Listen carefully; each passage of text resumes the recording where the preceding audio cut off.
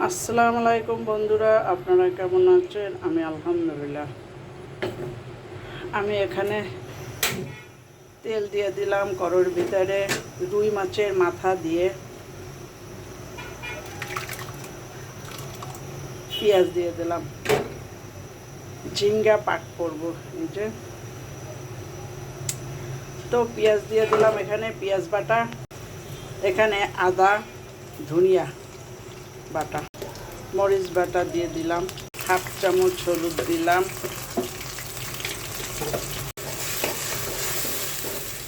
এখন আমি ভালোভাবে নাড়তে থাকবো যাতে মশলাটা একদম কষে যায়। লবণ দিব 2 চামচ, এই চামচের 2 চামচ লবণ দিলাম।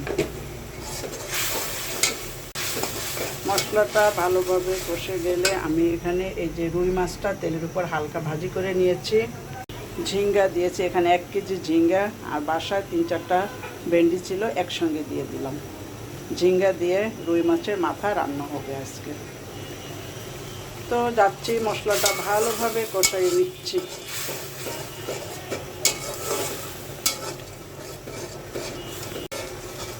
মশলাটা কষে গেছে, উপরে তেল উঠে গেছে, এই যে এটা চিটি করতেছে। এখন আমি মাছের মাথা দিয়ে দিই, মাছের মাথাটা দিয়ে দিচ্ছি, মাছের চাপড়া, পুরো একটা মাছের মাথা এখানে,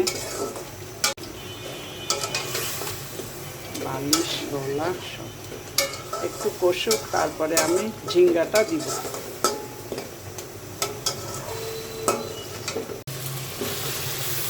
ঝিঙ্গা দিয়ে দিলাম, এখন চুলার আঁচটা কমিয়ে দিলাম, এই ঝিঙ্গা থেকে পানি বের হবে।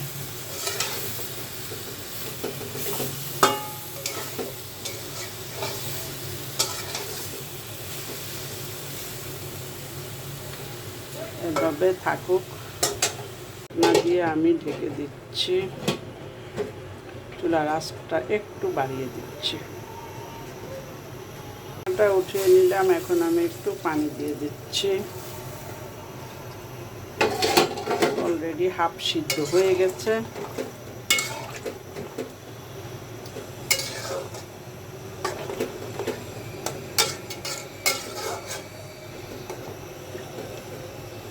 সাথে ভেন্ডি আছে কয়েকটা ঝিঙ্গার সাথে।